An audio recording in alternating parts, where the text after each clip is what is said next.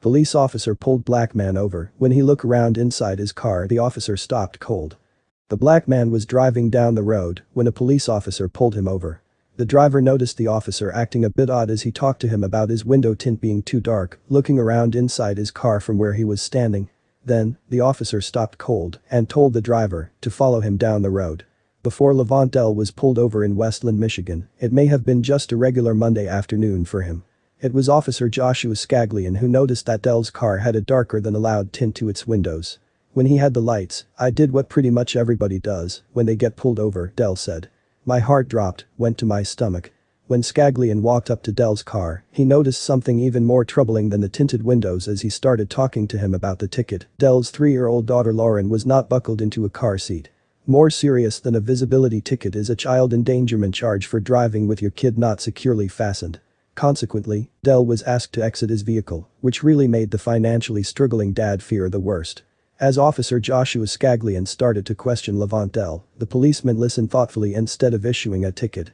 In fact, he even saw some things in common between the two of them. As he continued to listen, the officer's heart went out to the driver and the reason behind his lack of a car seat.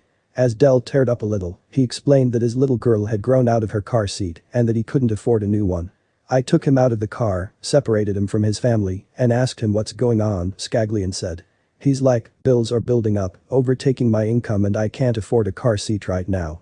The officer immediately saw himself in the driver's eyes, having suffered the same financial despair at one point in his own life. I related to the fact that I've been in that situation before, Scaglione explained.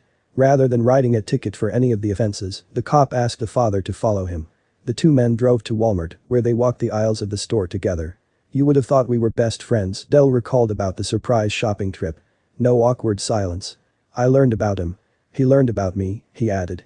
With his own money, Scaglione bought Dell a car seat for his daughter. The compassionate cop even helped to pick out a pretty pink seat, which is Lauren's absolute favorite color. I realized this was the perfect opportunity to help him, the officer said. Dell seems like a blue-collar hard-working guy who was doing the best he could for his family.